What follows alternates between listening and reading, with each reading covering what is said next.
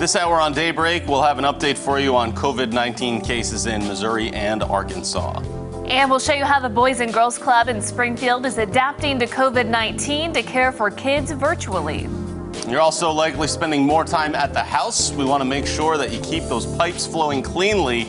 We'll have that story and more coming up this morning for you on Daybreak. Good morning, and thanks for starting off another week with us. It is Monday, April 6th. I'm Lauren Barnes. And I'm Joe Morano. We've got a lot to get to over the course of the next hour. Hope everyone's doing well at home, though, as we kick off a new week. Absolutely, and I'm looking forward to that story from you about toilet troubles. That's right. No one wants a plumbing emergency when you're stuck at home so much, right? And I probably shouldn't admit this, but whenever the shortage first happened, my family was brainstorming other things to use other than toilet paper. So, not the best idea. Stay tuned. Not the best idea. We'll have that for you in a second. But of course, we want to check in with meteorologist Elisa Rappa.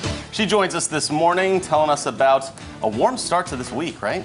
Yeah, it's not quite as chilly as it was over the weekend. We had those overnight lows get pretty cold both Saturday and Sunday, and this morning's not that bad. You've even got some 80s in your 7-day, don't you? Yeah, for Tuesday and Wednesday, those high temperatures could get into the lower 80s. But this morning, we're starting out with those highs in the upper 40s and lower 50s. It's 52 degrees in Springfield with some clouds and some southerly winds out there. We're dry to start. Mostly cloudy skies this morning. Temperatures about 5 to 15 degrees warmer now than they were this time yesterday. Again, not quite as chilly. We've got that temperature of 58 degrees in Joplin, 52 in Monette, and 51 degrees in Mountain Grove. We've got southerly winds out there this morning at about 5 to 10 miles per hour, and this southerly winds stay pretty steady through today, through tomorrow, and through Wednesday, and that's what's going to keep those temperatures above average. So we'll keep dry roads out there today. Again, we'll have some clouds, but they shouldn't squeeze out any rain. If you're waiting for a package, your packages will be dry, will be mostly cloudy and warm with that high temperature at 72 degrees out there. So mostly cloudy skies today. There is an isolated storm chance mainly on Wednesday. What you'll probably notice more is the temperature roller coaster. A very warm start to the week and then much cooler by the end of the work week. Details on that coming up in 10 minutes. And new for you this morning, the Boys and Girls Clubs of Springfield have adjusted its programming to meet needs of those young kids who need it most. This morning, Nisha McDonald is live in studio to share firsthand just how the nonprofit is adapting. Well, good morning, Joe. Boys and Girls Clubs of Springfield says the important work the organization does hasn't stopped. In fact, through virtual learning and curbside meal service, it's just the opposite. With so many unknowns and uncertainties, the Boys and Girls Clubs of Springfield's CEO, Brandy Harris, says the nonprofit realized its club members needed support now more than ever. We still have a responsibility to this community and to those kids and families to deliver on that mission. A mission Harris says involves continuously assessing community needs. Our job was, let's feed people. Let's also provide really meaningful opportunities for kids and families when they're at home. She says the meals provide more than nutrition. It's about the structure and the stability of it. I'm used to having 3 meals a day, 2 at school, 1 at Boys and Girls Club. Harris says it's also about kids from their car seeing familiar faces of staff members. I mean, if you watch it happen, it's kind of emotional because you never really realize how important those meaningful connections with staff members are until you are forced to not have them anymore. Fremont Unit Director Jeremy Hyatt says the group understands this can be an especially challenging time for families. A lot of our parents, they're brand new teachers, basically, trying to facilitate the structure that they're getting at school. Which is why Hyatt says it was a no-brainer for the nonprofit to create a way to help. If they choose, they can continue structure throughout the day, and they don't have to think about it. By accessing a virtual daily schedule. And along with that schedule, posts online to the actual activities that we've scheduled so that they can kind of, again, pick and choose which ones they want to be involved in. The Boys and Girls Clubs also created a COVID-19 helpline for families. Well, as of Friday afternoon, the Boys and Girls Clubs has served more than 12,000 meals to students since making changes 2 weeks ago.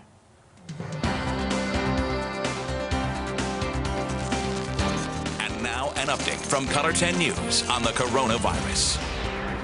We have the newest COVID-19 numbers as Governor Mike Parson's statewide stay-at-home order has officially taken effect. As of yesterday, Missouri has reported 2,367 confirmed cases, along with 34 deaths. In Arkansas, there have been 853 cases reported. Arkansas Governor Asa Hutchinson said in his daily press briefing that 14 of the 76 new COVID-19 cases reported are at the federal correctional facility in Forest City. At this time, they do not plan to grant early release to those incarcerated. He also said that a team from the CDC is expected to come this week to help with those cases at the correctional facility. Missouri state troopers say there's been a 3% increase in traffic fatalities, despite traffic being much lower recently. Highway Patrol Captain John Hotz says passenger traffic is down 47% statewide since March 13th. But even with the decrease, there have been 174 fatalities in Missouri this year, compared to 168 at this time last year.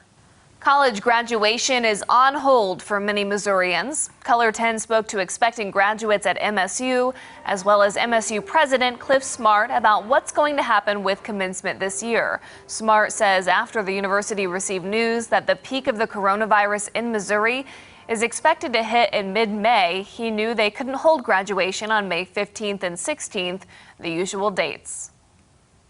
Think about the parents and the people that would be at risk by attending a physical ceremony, right? I think it's worth it to forego that ceremony. I was just hoping that all graduates of college, high school, even grade school still feel recognized and still feel proud of their accomplishment with or without a formal ceremony. We still want to do something meaningful to commemorate this really important time in their lives, and so we will be working on that as well.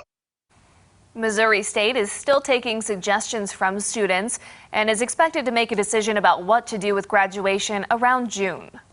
You're likely working from home lately, and kids will need to stay put for the time being as well. But all that time can put some pressure on your pipes if you're not more careful. This morning, we take a look at what you need to do to make sure there's no emergencies within your home. There's a pretty simple way to put it. This situation stinks. You and your family are stuck at home for the foreseeable future, and while people stock up on supplies, toilet paper has become a commodity. But if you're on the short end of a shortage, you still need to be mindful of taking care of the plumbing in your home and what goes in those pipes. Once you flush it, those doesn't go away. It's never out of sight, out of mind. It'll show up eventually. Mike Lyle with Reed's Plumbing says those problems can be avoided by following a simple rule. Common knowledge, you don't want to flush anything that's not, normal waste down it. That means nothing beyond TP.